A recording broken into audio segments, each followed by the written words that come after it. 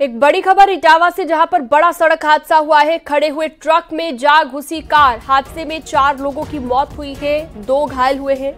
Agra Kanpur highway पर हादसा हुआ। एक ही परिवार के सभी मृतक बताए गए।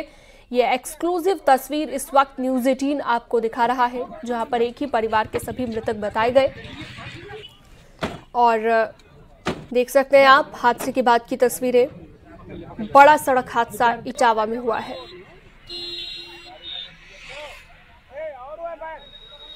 तो देखिए, मौके पर आसपास के लोग भी इकट्ठा हुए हैं। पुलिस भी मौके पर पहुंच गई है और मामले को लेकर अब जांच चल रही है कि कैसे यह हादसा हुआ, क्या वजह इसके पीछे रही।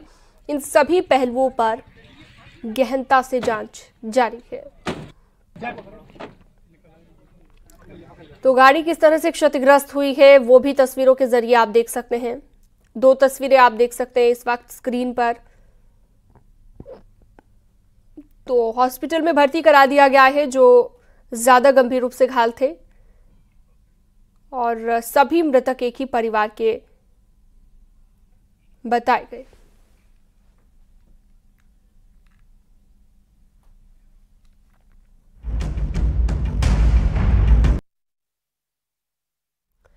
कन्नौज रेप केस से जुड़ी हुई एक बड़ी खबर आपको बता दें। पीड़िता की बुआ को गिरफ्तार किया गया है। भागने की फिराक में थी आरोपी बुआ। नवाब सिंह यादव मामले में सहयोगी थी।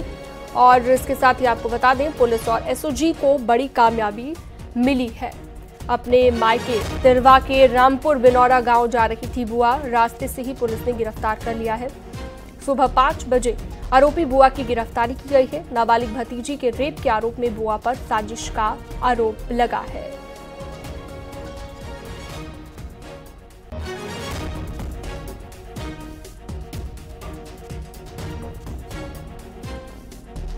तो पीड़िता की बुआ को गिरफ्तार कर लिया गया है। बुआ के जरिए नवाब से पीड़िता मिली थी और कई जानकारियां अब निकलकर सामने आ रही हैं। घटना के बाद से ही बुआ फरार चल रही थी, जिसकी अब गिरफ्तारी हो गई है।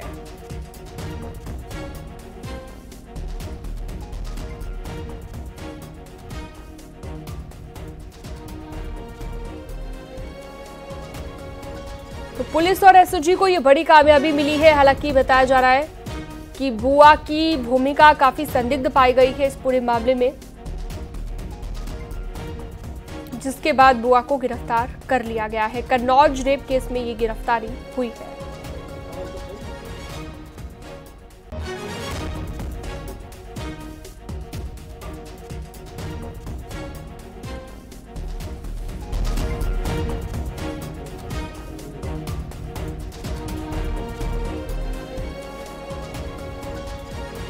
तो घटना के बाद से ही बुआ फरार चल रही है, जैसा कि हम लगातार आपको बता रहे थे।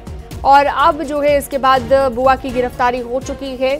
पीड़िता की बुआ को गिरफ्तार कर लिया गया है। कन्नौज रेप केस को लेकर ये बड़ा अपडेट इस वक्त हम आपको दे रहे हैं। लोकेश फोन लाइन पर जुड़ गए ज्यादा जानकारी के साथ। लोकेश, कहां से गिरफ्तारी हुई, कैसे ये पूरे मामले का खुलासा हुआ, बुआ की क्या भूमिका थी इस पूरे मामले में?